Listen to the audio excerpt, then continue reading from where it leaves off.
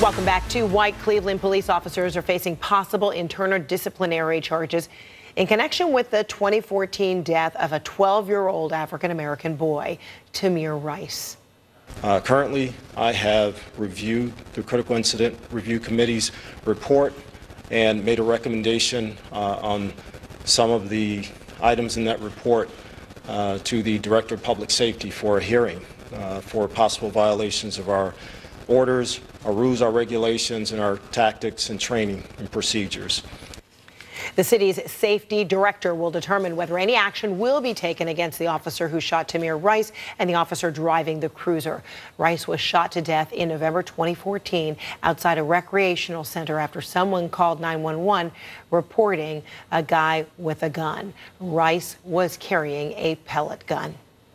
A new U.S. Justice Department report on the Chicago Police Department revealed horrific new details about the force, shooting and tasing suspects who present no threat, shooting at vehicles without justification, and using force to retaliate against people. Those are just a few of the findings revealed as a result of a 13-month federal investigation. Here's CNN's Ryan Young with details.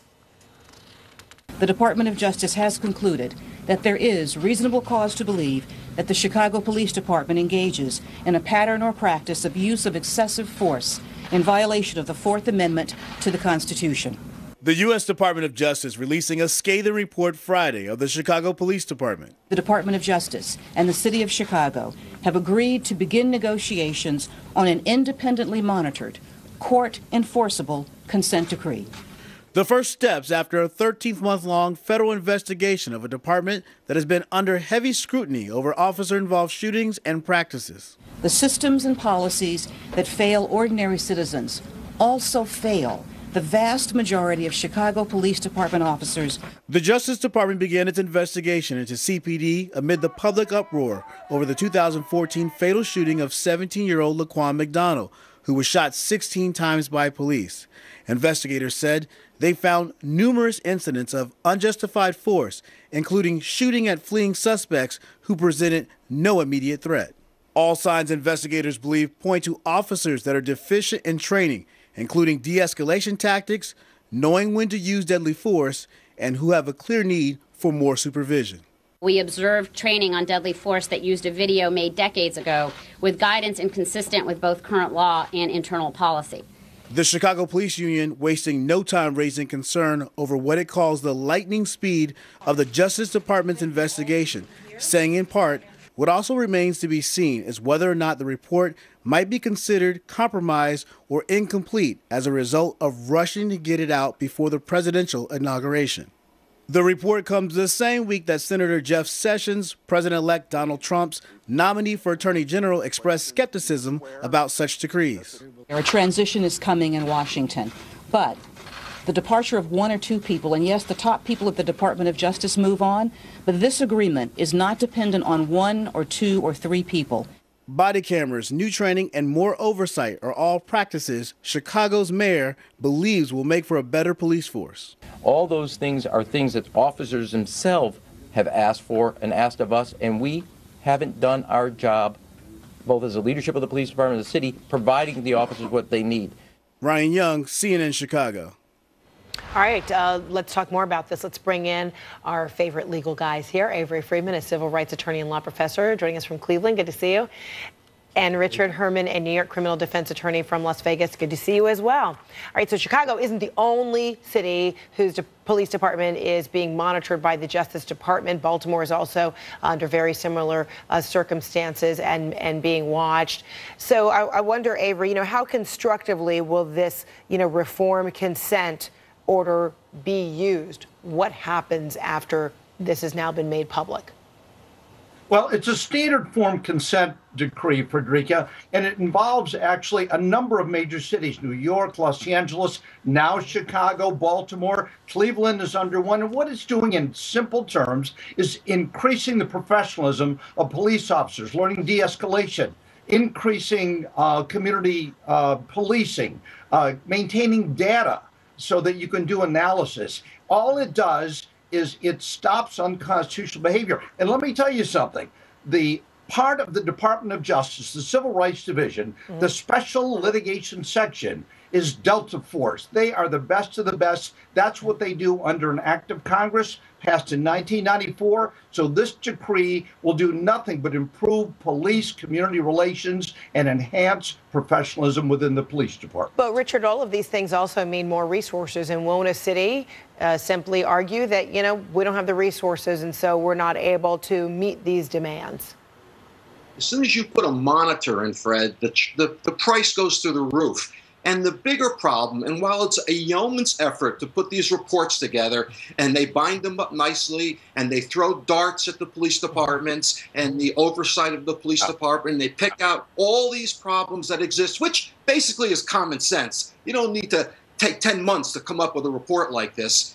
The enforceability of these agreements, Fred, is the problem now.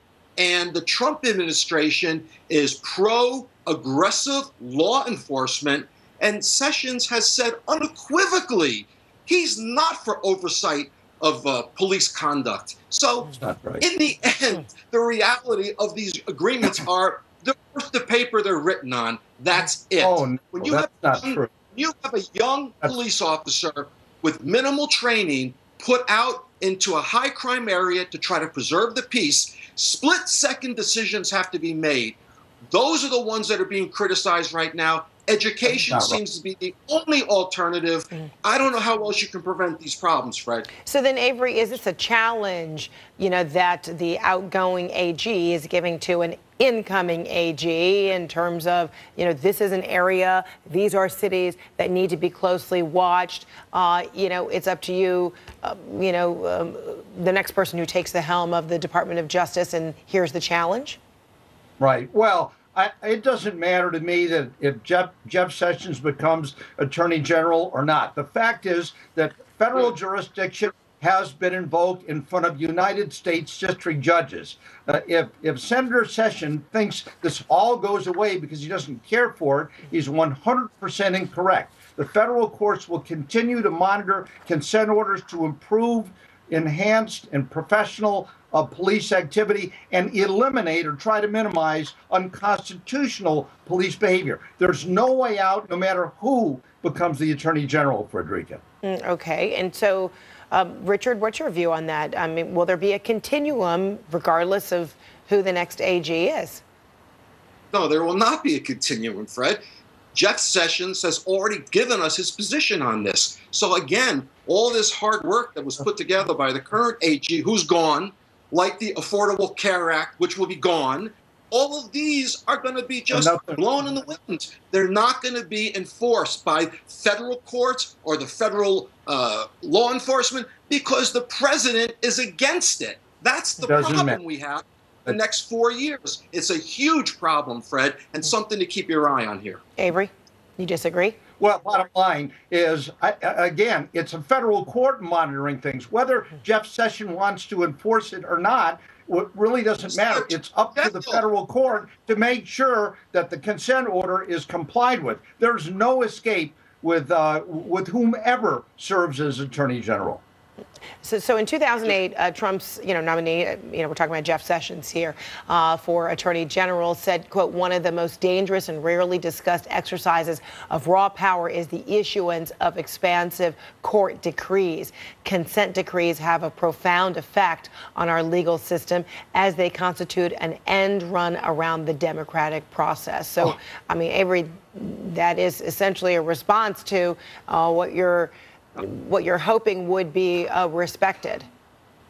Well, I mean, he may say it, he may believe it. When consent decrees are put together for voting rights, employment rights, excessive force with police departments, they don't evaporate because somebody doesn't like it. I think the consent orders will be continued to be enforced. The question is, will this Attorney General, if he is confirmed, go after other local police departments that violate the Constitution of the United States? That's a big question. All right. And I think he's answered that question. Right? We know that answer, right? Okay. Richard Herman, Avery Freeman. Thank you so much. Always good to see you. Appreciate it. Pleasure. And we'll be right back.